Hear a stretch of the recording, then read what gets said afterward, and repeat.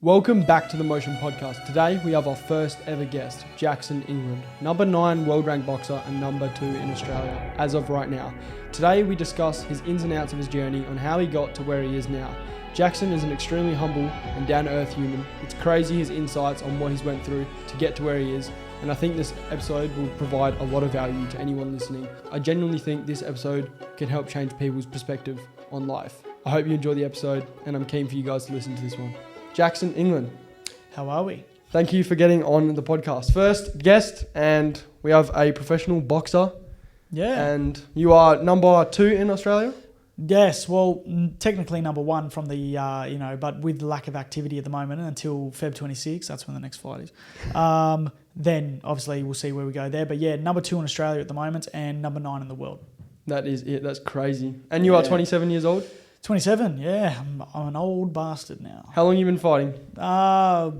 This is my 8th year as a professional, but I've been fighting since I was 14 years old. I think it was maybe 8 weeks after my first real boxing session that I ended up having my first amateur fight. So it would have been 8 14. weeks, man. That's yeah, crazy. just going straight and probably 14 going into about 15, and then I had my first fight. Did you pick it up quick? You got good quick? Yeah, well, it's part of the family. So part of the family and all the history we got behind us is very genetics, I'd say. Really good genetics that brought it in and have a natural ability for it. But you can't just have natural ability or be able to work hard at the same time. Exactly. Yeah. Talent will only take you so far. There is. Talent only will take you so far. No, but that's good. That's what, you're from Mandurah? Yep. Like one of the boys in Mandurah that's actually done some crazy shit. Yeah.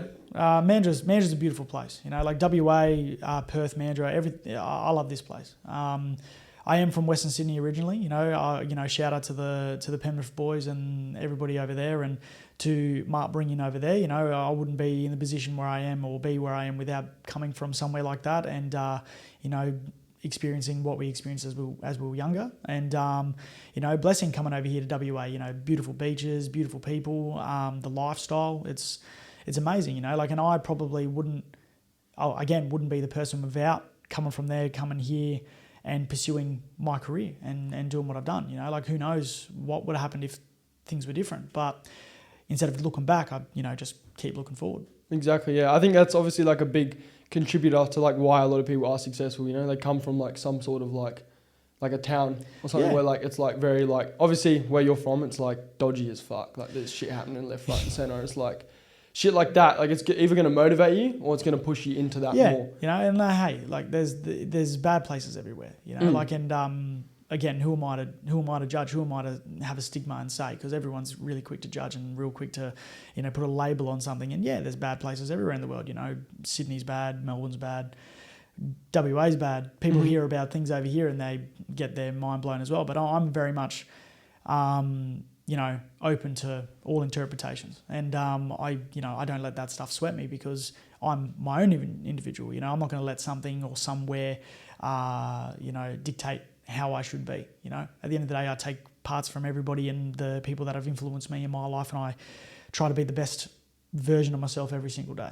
Yeah, no, that's what it's about. It's about becoming the best version and working towards that better self every single day. And it's being okay with where you are, but not to the point where you don't do anything. You know what I mean? Being comfortable and content with where you are, but having a vision. Yeah, most authentic self. Yeah, do you feel you had a vision from the start when you first started boxing? It was almost something was telling you this is what I want to do. Oh yeah, well even a lot of people I've spoken to, when it comes to the boxing and the fighting and everything like that, I was always obsessed with combat sports. So I was a massive Bruce Lee fan, massive boxing fan, which makes sense.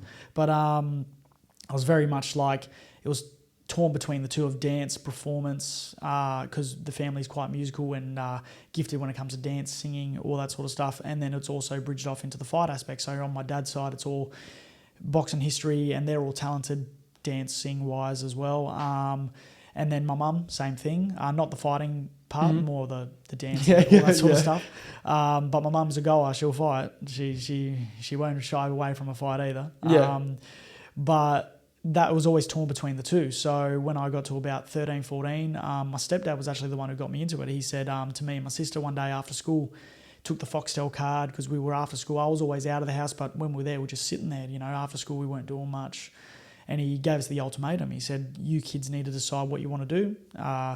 whether it be a hobby, a job, or to pursue something, because he didn't want us just going the 9 to 5 to, be in the rat race and just be ordinary, coast. Yeah. So he wanted us to chase our dreams and to, find what we wanted to do. So I went away on a school camp, and I remember being on that school camp, and I remember being in my own head, what do I want to do? I love dance, I love music, absolutely obsessed with Michael Jackson, Prince, all this sort of stuff. And I was like, do I want to perform? Do I want to do this? And then I thought back on it. I was like, no, I watch boxing religiously. And I know my dad, my biological father, was a professional boxer and all that sort of stuff. I was like, yeah, I don't really know.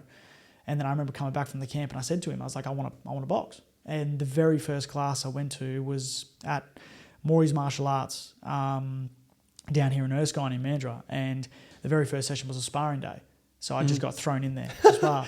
And I remember sparring a bunch of people, sparred a guy that was 10, 15 years older, and he teed me up. I was doing my best, and he was a lot heavier and stuff as well, and he just put it on me. And with natural ability, I held in there, but I was just like, man, this guy's trying to bash a 14-year-old kid. Yeah, no shit. And then an older fella who I made really good friends with, and is still friends till this day, Peter Mann, he jumped in there after, and he's got to be mid-40s now. And he jumped in there and he bashed him. And he come up to me after, and he's like, I got him back for you. And I was like, oh, thanks. I was pretty happy. And I sparred the coach I had at the time as well. I sparred him for the first time. He come up to my stepdad after, and he said, oh, how long's he been boxing for? Because he's got great natural ability. And he goes, oh, this is his very first class. He was blown away. And that was really, really lucky to have someone view me on that point and see the natural ability I had. And that's, again, back to genetics and back to, the family history as well. It just passed through. And then he took me on from there. And then I remember that very first sparring session. That was probably the best way to get into it for me personally, not for anybody else or for myself, because that's where I fell in love with it. And that's where I took it off from there. And I was like, I want to become world champion. I want to achieve greatness in this sport. You got thrown into the deep end to see I'm very good at that. I'm very good at all parts of my life. I've very much been thrown in the deep end, and I've got to, it's either sink or swim. So I love that. I love that aspect of being able to dig deep and be able to find out, whether you're going to be able to handle it or not. And that's when it comes to becoming an athlete or anything in life. There's not just one way. There's so many different avenues you can take, but it's all about how you progress through it and how you be able to handle it. Exactly, yeah. So what was life like before boxing then? Those first 13, 14 years? It was just you danced? You did dance then? Yeah, I was dancing ever since I could walk, or before I could walk, I guess. I was absolutely obsessed with that genre of things, hip-hop, dance, music, everything like that. I'm a very oldie. A lot of people joke about I'm an old soul, and I do. I absolutely love the old stuff. I'm not too much of a fan of the newer things. Don't get me wrong. I love some of the new stuff and the R&B and the hip hop scene and everything like that, but nothing beats the old stuff. I'm very much my family really instilled in me that older stuff, and I'm very privileged for that. But dance was always just there. It was always the late night parties, family parties, everything like that, and it'd be at 3 a.m. and we're all dancing. Parents would come back from a nightclub and we'd be sleeping on the couch, and they'd wake us up, and it'd be like a house party at 3 a.m. And me and my sister were only 5 or 6, and we'd be just joining in. That was our normal. They'd come back and join in, and we'd be in there with them. So it was fun. My dad, my biological father, was big on music. My stepdad being part of the Samoan culture as well, the Samoan culture, being able to show us their musical taste and their talents as well, growing up with the Samoan churches as well. It was beautiful, and then fighting, I just love to fight.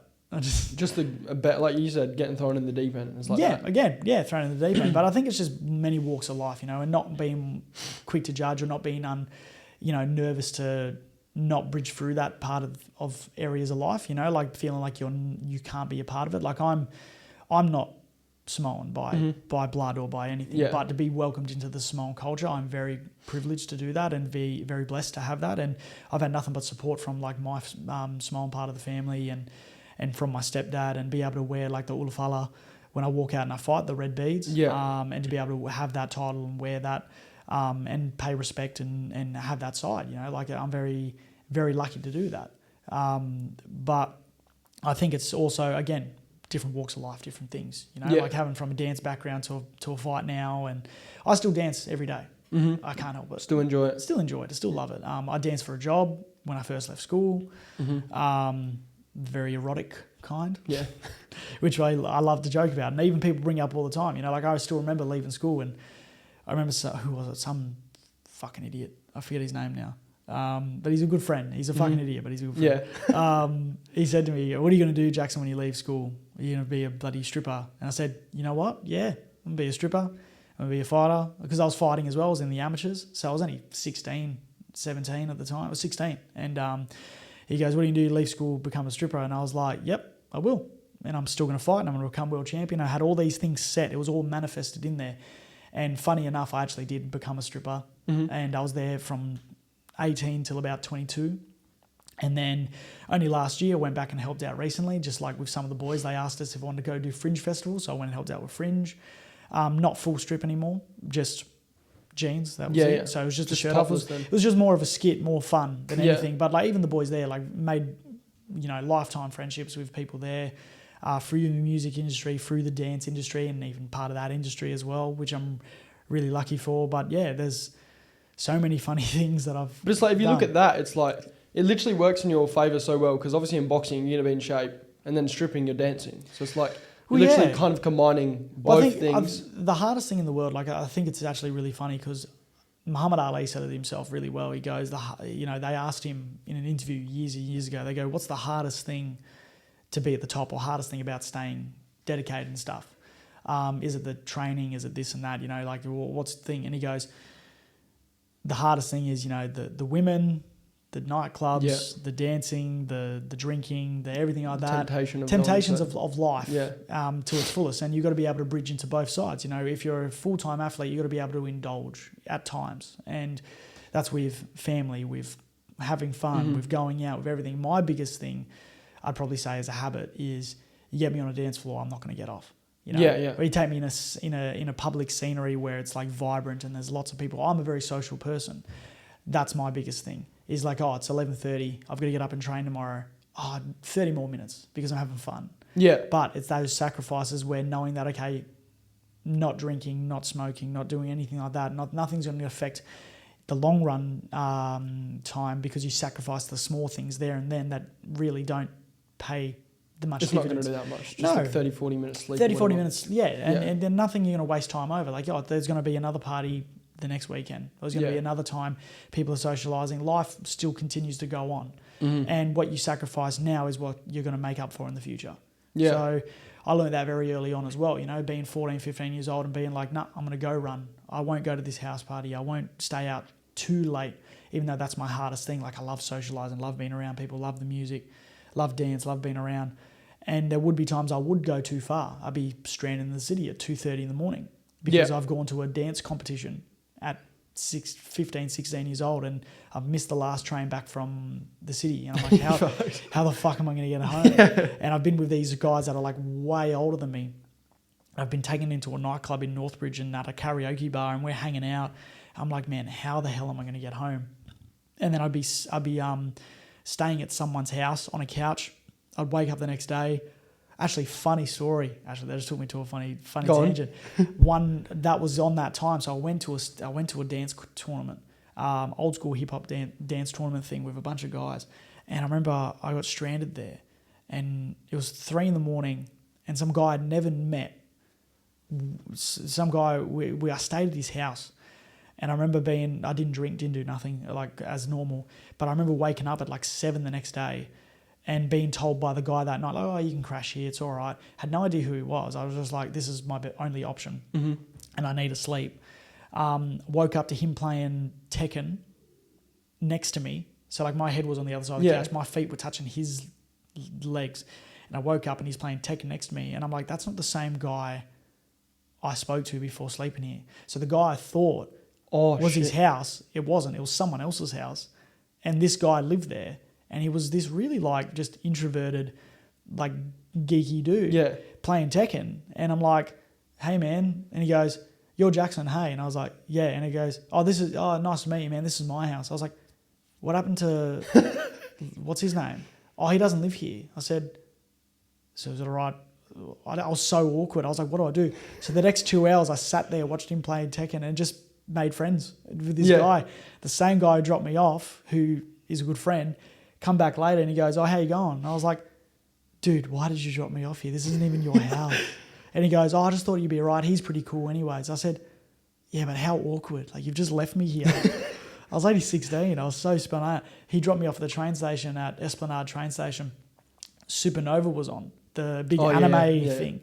So I see all these people, like I was a big anime fan back in the day, like hard out anime fan. I see all these people walking around in like anime costumes. I'm like, what's going on? So I followed them. I just started following these people from the train station. Went to the big centre where they had the Supernova. I was there all day. And then the same guy, his house that I slept at, he was there. I ran into him. So I'm just walking around for like 7 hours, 8 hours with these guys. Half asleep. My hair's still done from the night before. But he's so tired. I bought heaps of stuff.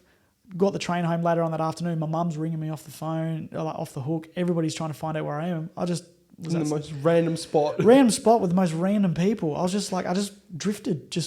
That's what I used to do all the time when I was younger. I just, even still, not so much now. Yeah. Because I'm older now and I'm bit smarter. Yeah. My brain developed when I was 25, so I think that was the point where I got a little bit smarter.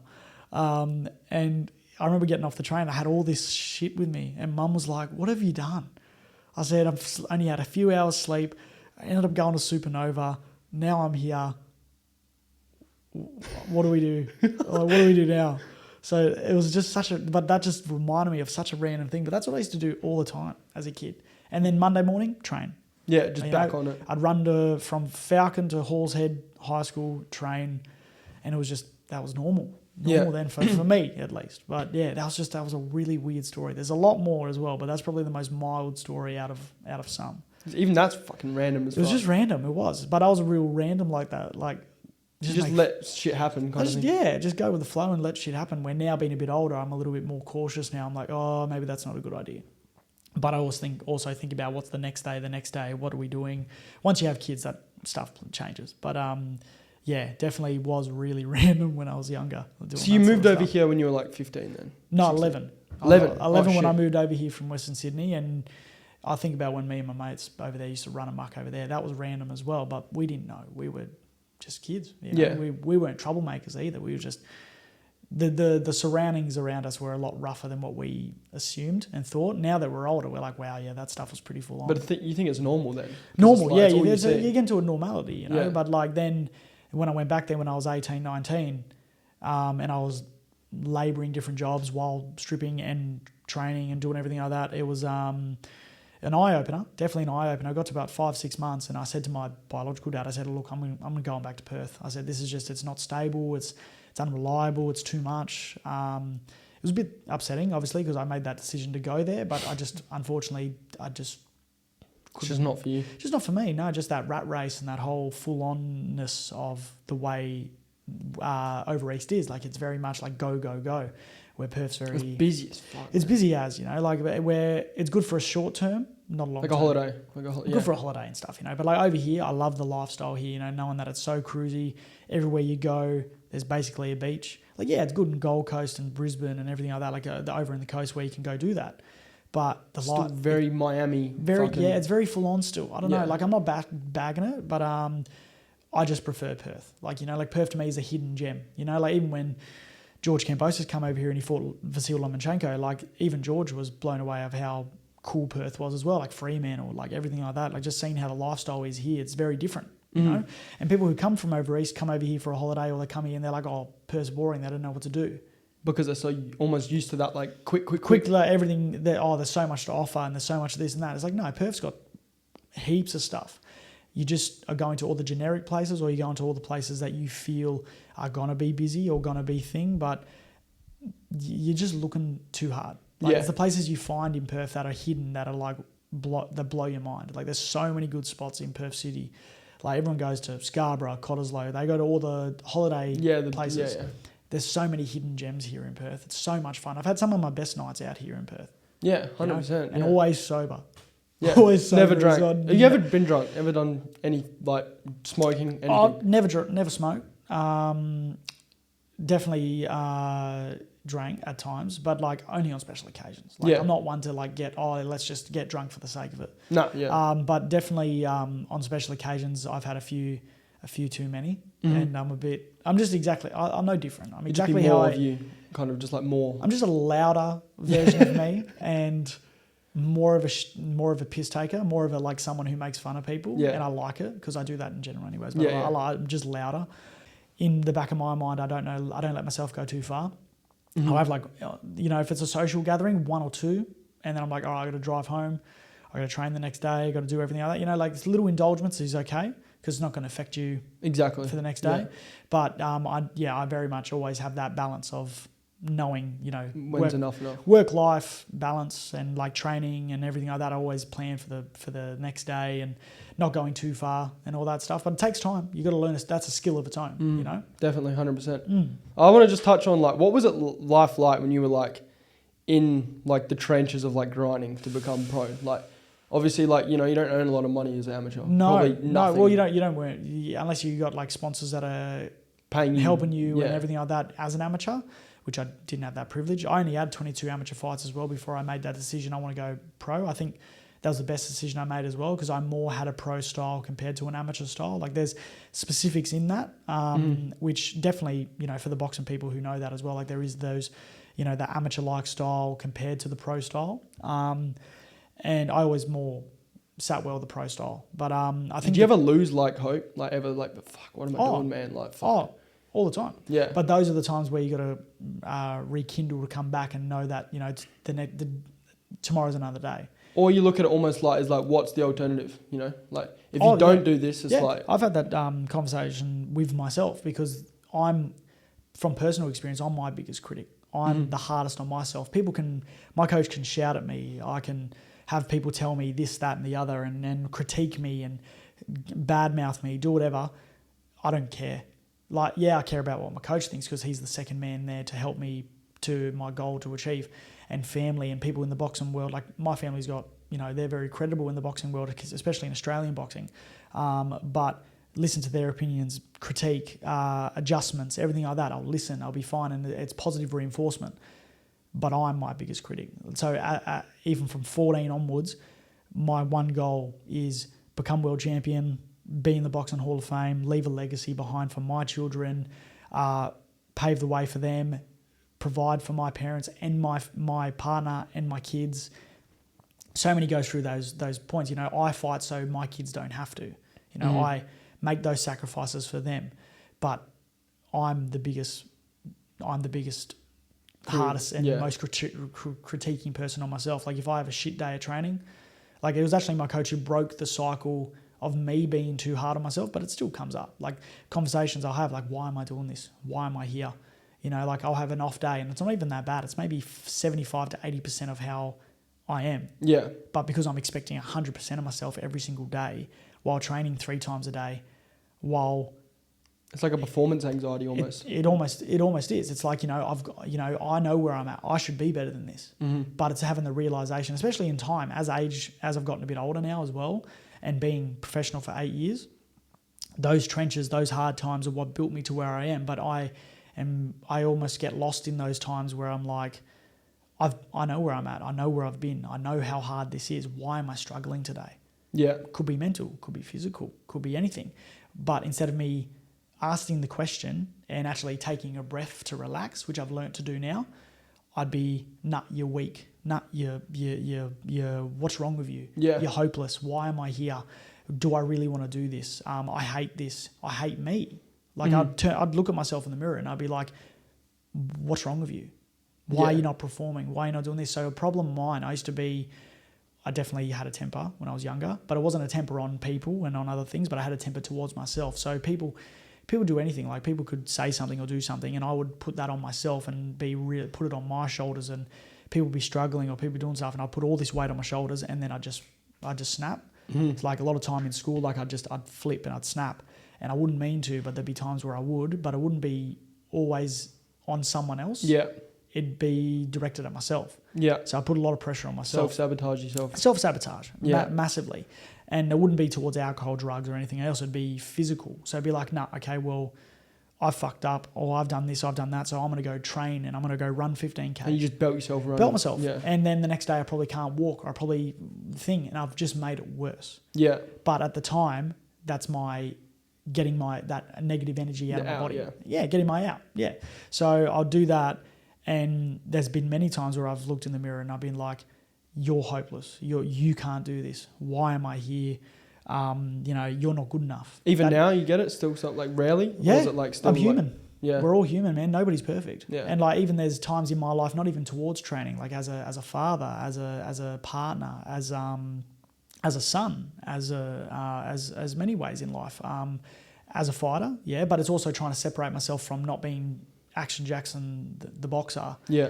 Jackson England, the human, the human being, because at the end of the day, we are, or just human, we are entities of ourselves, but we're also, we got hobbies, we've got jobs, but we don't want to live solemnly through that. Yeah. Because all you're remembered as that. Yeah, exactly. You got to think about what's outside of everything else you do, you as an individual. So, even now as a 27-year-old, there's times I'll wake up, and now because I know how to have that positive reinforcement, and I know how to have the tools to deal with things better in certain ways, whether it be boxing, life, or anything, it's definitely helped me a lot. But there's still those days where I'm at training, or times where I'll do stuff and I'm like, I'll be like, what's wrong? And I question it. And or if it's like a rest day or some shit. Rest not day. Rest day, and you're just not, say like today, I'm not running, gym, and go. No, like, resting is one of my hardest things as well. I've actually learnt now how to rest. Yeah. I never knew. I used to train 7 days a week, and on the 7th day, I'd still train, but then I'll do the smallest bit of recovery. And recovery is just as important as training. Because you can't perform. Yeah. So but I would half-ass it. Be like, stretch a little bit. Yeah, ice bath. Yeah, sauna. Massage. But before that, I'll do a 45-minute run, or I do bag work till my arms will fall off, and I'll do all these things, and I'll be like, yep, all right, I've conquered that. I've trained as well as done recovery, so it's a win-win. No way. No. So now I've implemented having just a rest day, which is Sundays, where, maybe I might include that with a run, or I might do a little bit of stuff in the morning, just because in my mentality, I always have to be active. Yeah. But there's other Sundays where I'll be like, you know what? I'm going to wake up when I want to wake up. I'm going to go do sauna, ice bath, if I can fit in a massage, done. And then just flood my body with, the good stuff, like good foods, healthy foods, good fats. Fuckloads of water and shit like heaps that. of water, hydrate, everything, all the things that you need to do for your body, even just sitting out in the sun. Sitting out in the sun and just getting vitamin D and just like being at peace. Not doing anything with your body other than just chilling out. But that would have been the hardest days for you to learn how to conquer. Yeah. Oh, still to this. Even now. Still now. But even as a younger kid, like I having that bit of a temper and being so hard on myself and putting so much pressure on myself, like you're going to become world champion. You've sacrificed all this. You're doing this. You're not doing all these things like everyone else. You want greater for yourself and greater for your life and for your family, for your kids, for everything. And my coach broke the habit, which I'm really grateful for. He bashed it out of me, which was good. He scared it out of me, in a sense, because I remember I'd be sparring, and sparring was one of the worst times, because sparring and I'd be on top and I'd be great, it'd be good. As soon as I'd have an off day and I felt fatigue, I felt tired, or things wouldn't be happening the way I wanted to, I'd be getting really frustrated, and I was a cunt. I'd be like, I'd hold a guy's head down and I'd hit him while his head's down. I'd in between rounds, I'd headbutt the side of the ring post. I'd talk to myself. I'd be like, you better fucking hurry up. You better fucking start lifting now. And I'd be digging. And I'd be like, just so angry for no reason. Just angry at myself. Too hard on yourself. Not at anybody else, but too hard on myself. Way too hard on myself. And I still am, but I know how to handle it now in a positive manner. And my coach would actually say to me, he goes, if you're going to fucking carry on and do what you're doing, pack your shit and fuck off. Because he saw how much of a negative impact it had on me. Like, there was a positive out of it because I'm hard on myself and I'm digging deeper for myself. But then it was a two-way, a two-edged sword, because it was like, yes, good, but then bad, on the point where I'm overthinking the process and overdoing myself, where I'm actually killing myself on the fact of getting so angry about things that I'm trying to change. But days are days. Yeah. Tomorrow's a new day. You have an off day, you're a bit flat, you're a bit thing, have a breath. Exactly. Don't stress it so much. Yeah. I'd be having an off day, 3 days later, I'd still be thinking about that day.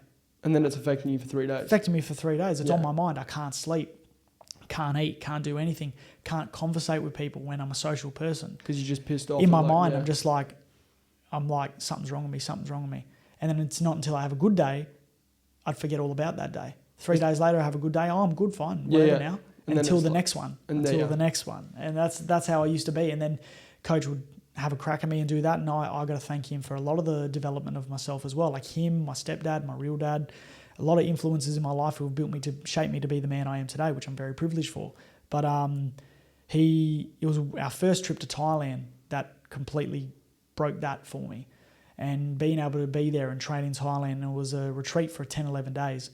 And it was eat, sleep, train, eat, sleep, train, eat, sleep, train 3 times a day, every day. And then the second last day before we flew home was what he calls Hell Day, which was 10 hours straight training, no break. Holy fuck. And that's where it taught me to the analogy of a switch. You can't always have the switch on, because if it's on, your light's going to blow out. Mm-hmm. You're just going to burn out, and then you're going to have to repair it. But the process of repairing it is you got to go to the shops, you got to buy it, you got to do this, you got to do that. It is an easy fix when you map it out, but to actually do the process of your body and to feel that way, it's a longer process. So being able to turn the switch on when needed, turn it off when needed. That's the way of working it out. So that training and that way of doing it, because I fought on 3 days' notice in Thailand that very first trip as well. Coach just come up to me when we were training at the gym and he goes, "You're fighting in 3 days." I said, "Who?" "I don't know." Okay. My body was so sore. I was sleep deprived. Yeah. I knew 3-4 days after that we were going to do Hell Day. So he made me have 1 or 2 sessions off. We went to Bangla Stadium in Phuket. The guy I was fighting was about this far away from me in the same dressing room, which isn't heard of, wrapping his own hands with headphones in. And I said I had a very famous former Thai boxer wrap my hands. And I said to my coach, I said, "Is that the guy I'm fighting?" And he goes, "Yeah." I said, "Okay." Turned out he had something like 200 kickboxing fights and I think 8 or 9 boxing fights. And he was cagey as. So cagey and awkward and cagey and uncomfortable to be in the ring with and stuff. He was very, very, very good. Like unpredictable. Unpredictable, yeah. And I remember that was the first time in all of my fights I've ever been nervous. Because you don't get nervous now? No. Nothing? No. No I believe you're born to do things. I believe you're born for a purpose and you're born to achieve your greatness within yourself, and whether it be as normal or as heightened as whatever, but nobody wants averageness for their life, unless you do and you want that moderate. Well, no one does want it. It's just what you accept. What you accept, yeah. Everyone wants to not live a normal life, but it's like some people just accept that because it's like, oh, it's too hard. At the end of the day, each to their own. Yeah. Completely respect that. But I know I belong in that ring. I belong on a stage. So if you were going for the world title, like in a couple of weeks, if someone asked me to fight for it tomorrow, I wouldn't say no. You'd go? Yep. 100%. You'd fight Jake Paul and shit like that? No issue, no nervousness in front of all that shit? No. I'm not scared to fight nobody. Yeah. I'm more scared to be at my own house. Yeah. Than be in a ring. Exactly. I'm more scared that's the thing. And when it comes to dance, performing, being in front of a crowd or fighting in front of a crowd, I feel the most at home, That, and it's funny, you put yourself in situations like that and most people, that's foreign. That's thing. But the nervous energy for me is excitement. So it doesn't come off as nerves where it's like I'm doubting or I'm like, oh, I'm worried, I'm anxious. Channel it into like excitement. No anxiousness, no nothing. This is my time. You know, and it's a selfish mindset, but you got to remember fighting as well is a very selfish thing, because you got your corner, you got everything like that, but before you know it, that bell rings, it's just you and another man and he's trying to hurt you as much as you're trying to hurt him. Mm-hmm. So it's animalistic as well. And it's very much confronting, but I love it. You got to control it though. Like I'd imagine in the ring, you can't be getting too excited or too angry. You got to boxing itself. That's why they say it's a sweet science, because you got to be able to everything you learn and perceive in. You've got to be able to do in the right manner. If you go too hard basket, you got to think chess and poker. Bit of chess, a bit of poker, and that's where it comes to the way you approach a fight, the way you place your feet, the way you position yourself, and you got to think about the poker aspect. Making them think that they're ahead of you when you're 5-6 steps ahead of them. It's you know what's coming kind of thing. It's a game. It's a sport. You know, it's not just fighting. People think boxing and kickboxing, MMA, UFC, everything, it's just fighting. And it's like, yeah, there's times where you got to be in the trenches and you got to dig deep and you got to go hell for leather. But it's about who's the smartest that wins, not who's the toughest. Yeah. You know? Can't always rely on your toughness. Can't always rely on your fitness. You can't always rely on, I've done all this and that in the gym. It's all the variables together. All the variables, you know, it's 90 to 95% mental. Mm-hmm. The other 5-10% is physical. Yeah. Physical is the easy part. And the training, that will actually even come to that point. The training's the hard part. The training, the lead up into the fight, the thinking, the dreaming, the visualization, everything like that is the hard part. You say the reward is getting in the ring. Yeah, the fight is the easy bit. Yeah. The fight's the easy bit, but it's the lead up that's the hardest part. Yeah. So even when it comes to that nervousness, again, like I love that atmosphere. Walking out to a crowd, being able to have the showmanship, the professionalism, you're almost like a modern day gladiator. Mm-hmm. Like, I've sacrificed everything for this moment here, whether it be small scale or bigger scale. Yeah. So that's, again, like if someone asks me to fight for a world title tomorrow, I'm not going to say no. Yeah. You know, it could be against anybody. I will fight tomorrow, and I'll fight anybody anywhere. Yeah, exactly. Backyard. Yeah. Big show. Doesn't bother me. Yeah. A fight to me is second nature. Mm-hmm. It's more. That's the thing I've learned through life as well. As developing as a individual, as a human. Things I struggled with when it came to emotional intelligence, to dealing with situations and everything like that, where I'm not a verbal argument person. Yeah. But if you say let's fight, I'm like, oh, you're sweet. That's bread and butter to me. Yeah. But to have a verbal argument or to have a verbal disagreement, I hate that. That's, to me, uncomfortable.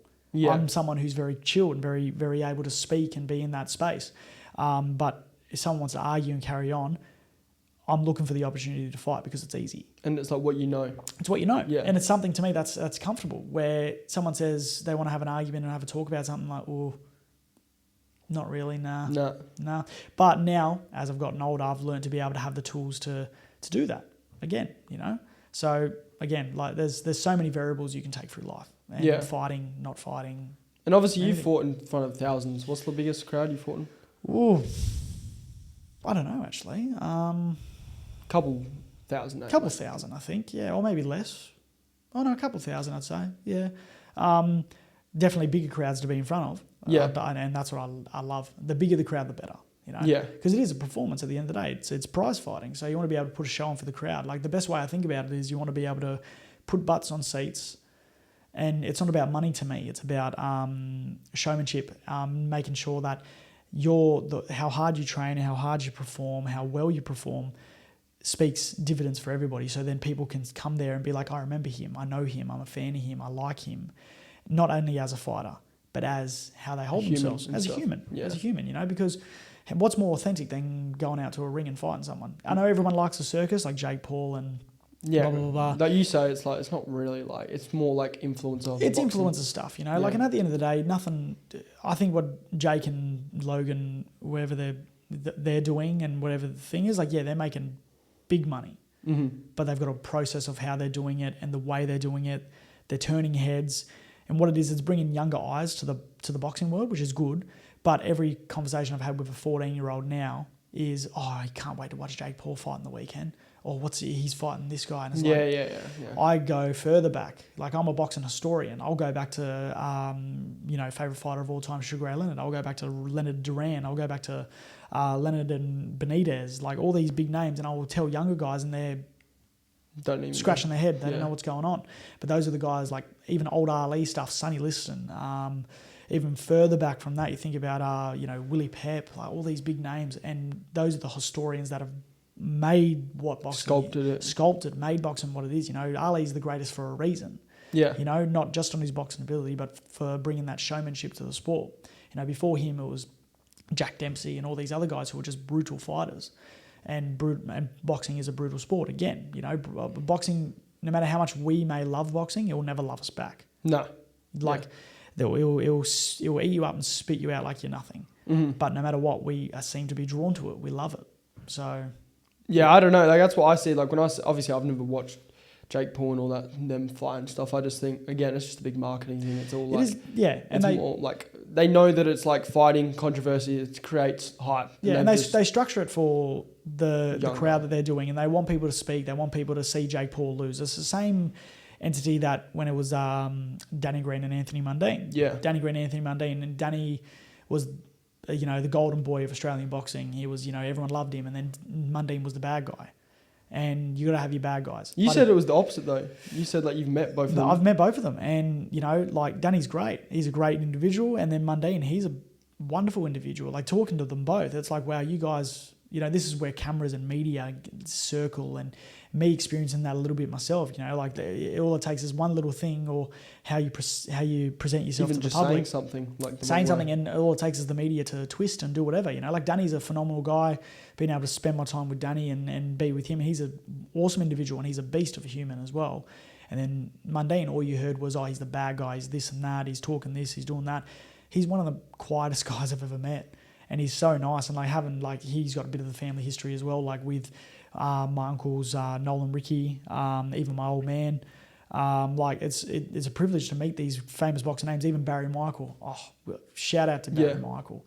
Barry Michael's phenomenal. He's a world champion as well. Same on the level with like Jeff Fennick and all them guys as well, Kosazu. Yeah. But Barry Michael's the man. Barry Michael commentated my fight with Jamel Herring in Adelaide, and when I heard that he was commentating my fight, I was blown away because I'm a big Barry Michael fan. And Barry going through the fights that he had in Australia, becoming world champion, everything like that. He's a big name in Australian boxing. Guy. But people who don't have a big boxing brain don't remember. Yeah.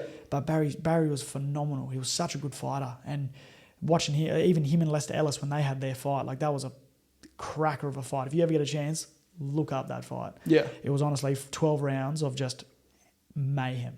Mm-hmm. Absolute mayhem. They just did not take a foot off the pedal, Yeah. But Barry Michael, big shout out to Barry. I love Barry. He's good guy. A very, very good guy. What do you think the most common thing is in like most like professional athletes, whether it is boxing or anything? Like, what do you think? Like, do you think a lot of them are driven by like a fear? Would you say like you're driven almost by like a fear of not achieving like what you're capable of doing? So it's like I feel like that is like a big. It's big. It is a common denominator in most people. It's like they know like you know you're capable of achieving world champion status, but it's like you're like, I want to get there. Like I need to get there. Like now. I need to do it. Yeah. Like, what I think of with a lot of the younger kids now, and even from looking at my younger self, is it's not a rush. It's not a race. Mm. It's a slow jog along the beach and taking in the sights, because marathon aspect. A marathon aspect is not really on how fast you do it, unless you're obviously that peak level and stuff. But like being that longevity, it is a process. Being the younger self for me was like, I'm going to do this, I'm going to do that. I need to be here, I need to be there. And that's that monkey on my back, I still have now. But so you almost need to have that though. You have to have it, but control you need to have it to be able to push you and drive you. Channel that much energy. Channel that as well. But like, there's the younger generation now which think the rush of doing stuff is going to get them there faster.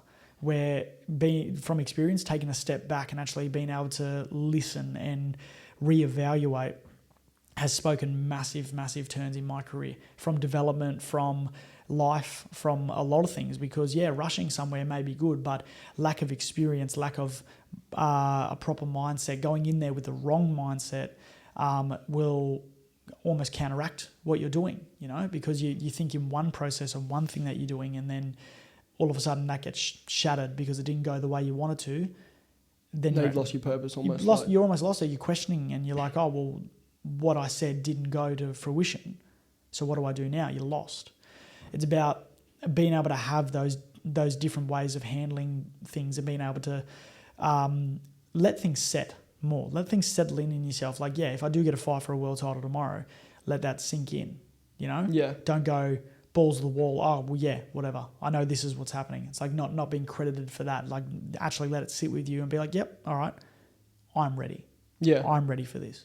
Mm-hmm. There's a different way of handling it. Like, exactly, if you know what I mean. Yeah. And it's like, also like what you say is like what I was talking about before the podcast, like a lot of people, like you said, they want to be somewhere so bad, but it's like once they get there, they'll lose themselves. Whether that is winning a world champion. Like if you win a world champion, it's not going to change who you are. No. You're not going to now like, your life isn't complete, because if you win it, it's like then human nature, it's like you're always going to look at what's next. Like what's another thing? It's like if you have now spent the past 15 years of your life just only caring about a world championship, you get it. It will feel cool for like the first fucking 3 weeks probably. And then you'll probably be like, what now? Well, that's the thing. Like that's with anything who wants to achieve stuff like yourself or anybody else, or even, again with me, like, world titles aren't enough for me. I want to be left in the Australian Hall of Fame, the Boxing Hall of Fame, for a legacy for my boy, for my two sons, and for my life, but that's my own individual goal. But like then as an individual as well, winning one world title isn't enough. So, someone asked me this when I was recently in Queensland. They said, what would you like to do? I said, look, personally, I'd love to unify or be undisputed in the division I'm in right now, because it's a pretty red hot division as well. Like there's all the current world champions. I'd love to fight any one of them. It doesn't matter who it is. And then win more belts in the same division, unify, be undisputed. And then if it means moving up a division, do the same thing there. Because being 27, I've still got 10, 15 years to be able to achieve what I would like to achieve. My peak is 35, 36. Yeah. And then after that, it's obviously been smart because age is a factor, time's a factor, like it is those things. But it's been smart with that time and with my age and with what I can critique to. And, do that, then go to lightweight, achieve what I can in lightweight. If it means go to super lightweight, do the same thing. You look at someone like Manny Pacquiao, 8 division world champion. That's ridiculous. And that's phenomenal. You know, and to do anything close to that, or even like Mayweather going up from super featherweight onwards, like there's so many things that to achieve in your career, and it's just going with the process. And that's what I would love to do, and then be able to be welcomed into the Boxing Hall of Fame and leave that legacy behind for my family and for my sons and their kids. Like to see what they can achieve. And if my sons ever turn around to me when they're older and they say they want to box, by all means, but I'll never force them. I'll never push them. They can achieve and go for whatever they want to do, but I want them to have an example for myself, and see me and be like, Dad chased his dreams and sacrificed what he did now for the greater outcome for the future. Yeah. And it's a really weird way of looking, because you try and tell that to anybody else or to someone who doesn't have that aspect, and they think you're crazy. They think, exactly. You're selfish, you're crazy, you're this and you're that. And it's not easy to have that mindset either. Like, it's not easy to be like, I've got to sacrifice a birthday. I've got to sacrifice time with my family. I've got to sacrifice and go here, there and everywhere and bust my ass to therefore jump in a ring and get punched in the head by someone, but also punch them back. And then we can also be friends after. Like, it's a weird thing to explain to people, but for me, it makes sense. And for people who can kind of take a look at that and be like, you know what? Yeah, like you can fight for this and make X amount of money and achieve greatness and do these things. And if it comes off, you come off. But again, that comes to how hard you're willing to work. Hard work beats talent any day of the week, but you've personally got to have a mix of the two, like a good mix of two, the sky's the limit. It's unstoppable. 100%. Yeah, and I think, like, obviously, every single boxer, man, like, they would be that dedicated. Like, people would not see what you do on a daily basis, no way. Like, obviously, you post about it, but it's like, to see where you've gotten, like, a lot of people might, even, like, younger boxers or even people, athletes as well, like, they're going to think, like, what you've done, it's only happened in the past. Like, like, oh, Jackson England's like now, like this person, like that's like 15 years, this years of work, every single day, like a journey. It's a full journey. And what people see on social media, because it's so mainstream now, and you got to think, like, I'm not a big, if I didn't have to be on social media, I really wouldn't. Yeah. But because of the boxing, because everything like that, it's just normalized now. But if I didn't have to, like, if I go back to the 80s where you just like study on a fighter, you'd have to get a videotape and sneakily get it, or you'd have to do newspapers and stuff like that. Like, that's, I love that aspect of that old school mentality. Just the real stuff. It's real stuff, like it's not no piss farting around. It's just authentic and real. Yeah. I love that old school mentality and that old school stuff. But because of the way the world is now, you kind of have to do it. It's just the way it is. Yeah. But if but there is also like a good aspect of it. There's like, a great I see aspect what you mean. as Like, well, yeah. Obviously, I'm the same. Like, I don't like social media for what it is, because, you know, a lot of people will go on there and like act like their life's so perfect, but it's like they make it's facade. Yeah, and it's like they're making it look like, oh, their life's amazing, man. Everything's going well, everything's going good. Like obviously that's why I do this shit, because people think like, you know, like that's why I brought you on, because I'm like, I want to show people what, like, you know, you're gonna be world champion. Like I know 100% like what you've got, like your mentality and what you have, like. But I want to also show people it's like you are also a human being. Like you're not like it's not just like this social media guy with heaps of like followers and got all these belts, and like it is good that you've got that, but it's like you're also still a human. And it's like, exactly right. That's where coming back to that when I said, you know, stepping away from what people see as this entity, the visual thing as an entity, or as your career and as your choice, to be just you. Yeah, you know, it's all the times the quiet times that people don't see, all the times where you're in your own head and you're with family or you're with people and it's just you. Like, you know, like your parents don't look at you as, oh, your thing. Your parents look at you as their son or their kid. Yeah.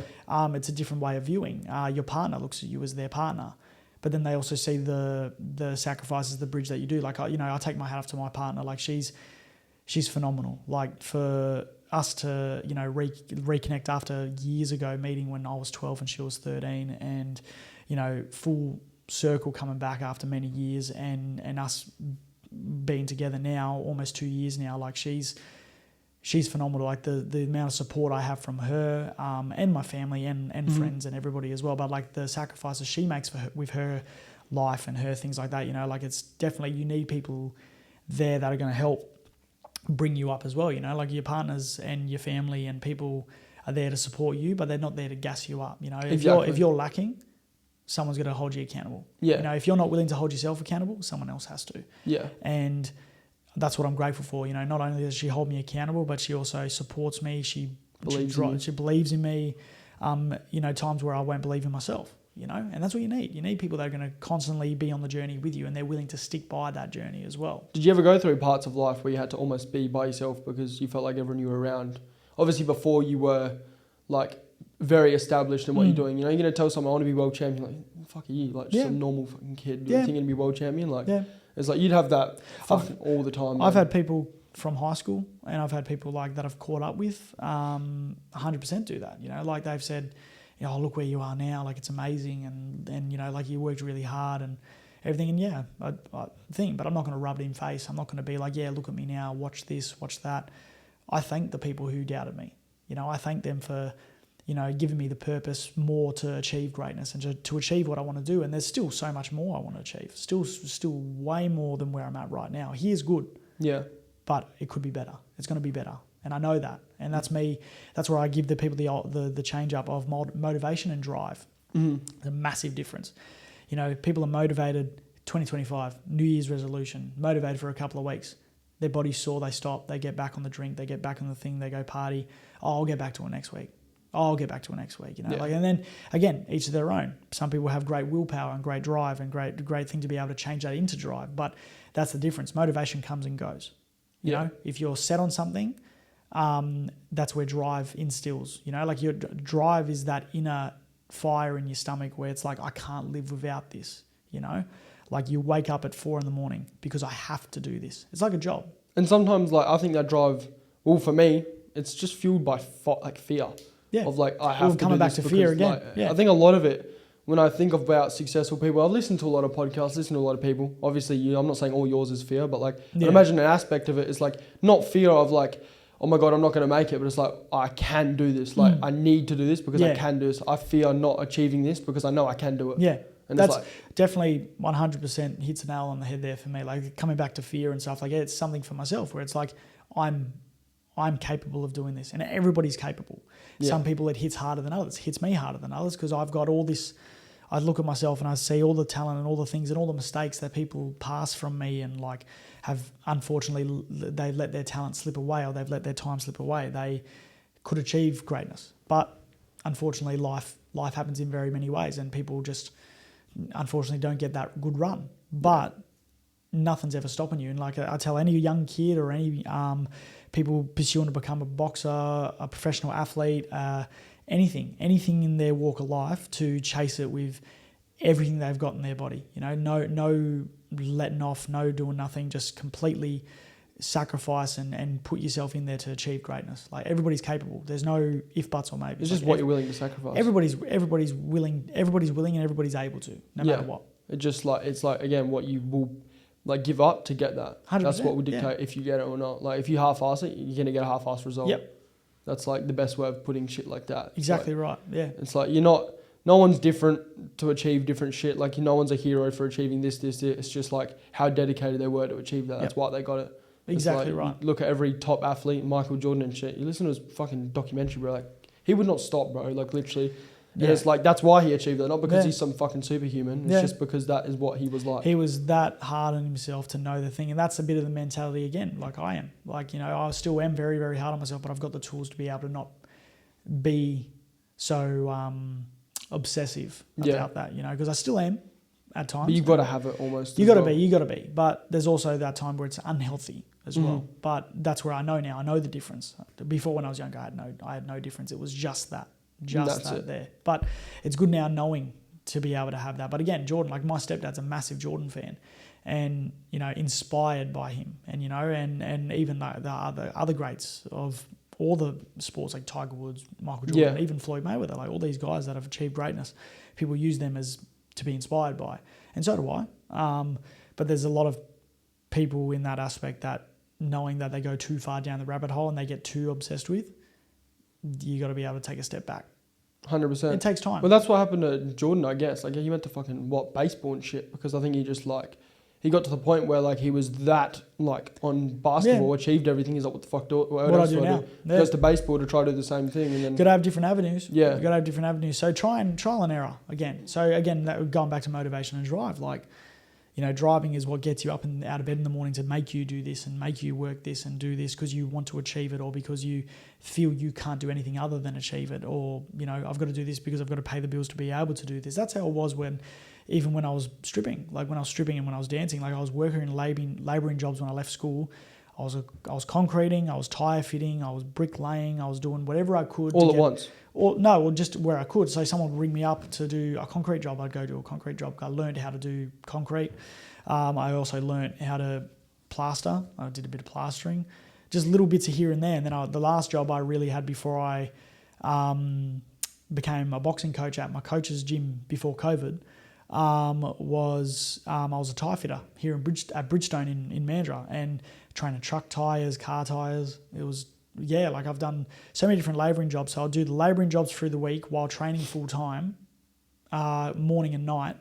And then I would, on the weekends, Friday, Saturday night, I'd go do a strip show at the Crown Casino. Yeah. And, or at somewhere in Subiaco or just wherever you can get go on a tour and we'd go to Katanning or go somewhere random or come to Mandurah, we'd do shows in Mandurah. Like there'd just be, like from 18 till about on and off till about 2022. And then, that was just life for that point in my life. And then even when I think it was like fourth or fifth pro fight in, took a break from the stripping aspect and like dancing and stuff. And then, it was just all uphill from boxing. Then COVID stopped everybody for a while. And then it was only, Did that hit you hard, COVID? It hit everybody hard. Like you were like, fuck, what now? Like, COVID, we were scratching heads of fights because there was even points even still now, but like we struggle to get fights. Like none of the domestic scene now. Obviously, we're in the international and the world scene now, so we want the big fights. And being number 9 in the world now, it's nothing but big fights. But even before that, I was sitting at, I think it was just the fight I had just before COVID. I won the IBO and the WBC, and I got to 33 in the world at that time, which was very halfway to where I am now, obviously. Yeah. And then we were told, you're going to be fighting here, and then COVID happened, and it just messed everybody up. So we were, how many months out before we had our next fight? It was like 9 months before I had my next fight, and then I fought in Sydney after that 9 months later, and my son was born prior to that time as well. Like, so I was being a new father. It's a pretty good time to have a kid, to be honest. How many COVID babies happened? There was a lot. Yeah, it's probably the best time for you. Nothing else to do during COVID for me. So Did you struggle a bit mentally in COVID? Like, because you're just like, fuck. I was training my ass off and getting no benefits from that. So I was training full time. I was sitting there with my own thoughts. COVID made it hard for everybody. Like, it was for everybody as themselves, but even for me, like, because I'm such an active person, I was out running, trying not to get in trouble for being outside because you weren't allowed outside. So I was training out the back, and then I was getting bored of doing the same thing out the back, and then I was sneaking into my coach's house up at his property in Bedfordale, training there. All us group of guys were other boys that I was training with, and then we were going to Malaga to train, and we're just waiting. Oh, the fight's a couple of weeks. Oh, the fight's off now. Oh, there's another fight in a couple of weeks. There's no fight now. So it was like constant chasing something, and then it wasn't until COVID we kind of come out of the COVID time of stuff that we finally got a fight, and then it was 17 months after that where I didn't get a fight at all because nobody in the country wanted to fight, and I also was kind of on the way out with the management I had at the time, leaving them, or getting kind of bridging off from them. My contract ran out, going from there, and then and 17 months later, I ended up having a fight again after that, and it was a blessing that fight happened because then it started back up with the activity, getting the fights happening, changed into management, who's my uncle now, and it's just been all uphill since then. You'd probably be like one of the most active fighters. That even when you win, like your belt, no. You'd still fight pretty often. Like when you have champion, but you'd still go. Like you're not afraid of losing it. No, not at all. Because you look at the old mentality back in the day. Like the best era back in the day was personally to me was the Four Kings era, and them guys would fight, win, lose, whatever it be. A couple of months later, fight again and rematch each other and fight again and do whatever. Because activity, I can't stress this enough for any boxer, athlete, anything. Especially boxing, from personal experience, activity is one of the most important things. Ring rust is a very real thing. So if you go 17 months to a year or longer, or bloody 2 years, whatever, no fight, and expect to jump in there like everything's normal. You were back in the day, yeah. The gym is so you make mistakes. You spar, you make mistakes, you get better, you practice, you do all the stuff there. That's where you make your wrongdoings and your mistakes. So you don't make them in the fight. You can do 100 rounds in the gym and look $1 million and bash everybody or be on top of everybody. As soon as you get in the ring, lights, cameras, people, crowd. And you're against a person that wants to beat the shit. It's different, like sparring's one thing, fight's another. So activity is one of the most important things. That's for an amateur, for a pro, for anybody. So I had 6 fights in 1 year at one point, early on in my career, which was very busy. Yeah. You don't get much people fighting 6 times a year. That's like one every 2 months, basically. Yeah, I fought 6 times in 1 year, and that was awesome. And then it was after that, the most I was getting was maybe 3 or 4 fights a year. And even recently, I've only had, my last fight was September last year. Yeah. And we were like, all right, we're fighting November. No, nobody wants to fight in November. All right, we're fighting January. Nobody wants to fight in January. It's like, okay.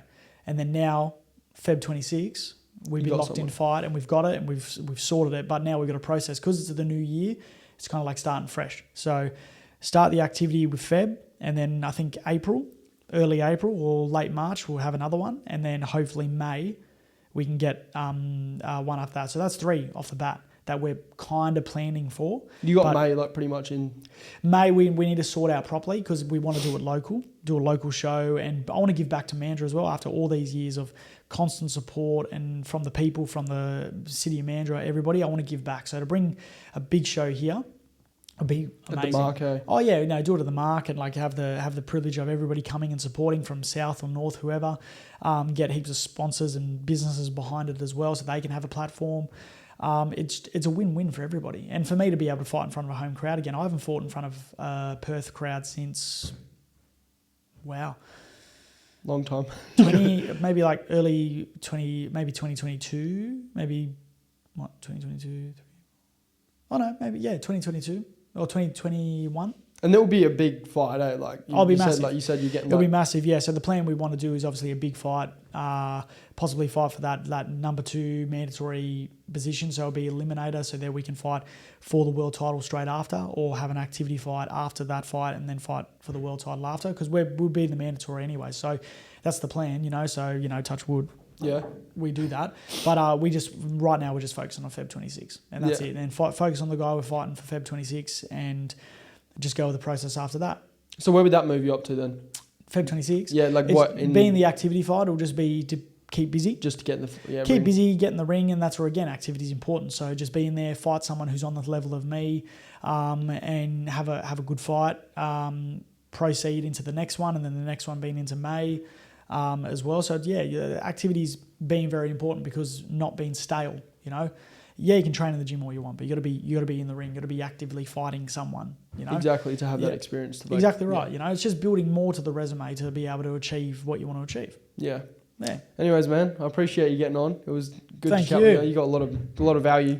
Very humble, man. Like, no, for thank what you. you do, it's crazy, bro. Like a lot of people, like, I don't know, when I first met you, it blew me away. I was like, I went to like Michael, I was like, holy shit, bro. Like, no, it means that a lot, guy's man. like, you know, like you say, like, you're no different than anyone. You like, even when you like, I think the one line you said when we interviewed you last time when Mike was saying, you're like, I'm talking about your fans, and you were like, saying, I'm a fan of you. Like, you're not a fan of, like, I am. I'm a fan of everybody. I'm a fan of people. I love to see people achieve greatness, and I love being there to support them and see them do things, whether it be the smallest or the highest thing. And I'm no different to nobody else. I'll be world champion one day and achieve my greatness. I'm still a guy who lives in Mandurah, Pinjarra, and I'm just a guy. And that's why me, you know. That's why I liked and wanted to get you on, you know, like because it's like where you are, you've obviously achieved like pretty fucking sick things, and like I've said, like you're gonna be world champion. Like I know by like your mentality and shit. I already see it, even though I only met you like a couple months ago when I was like when I went from Michael, I'm like, bro, there's no doubt, like,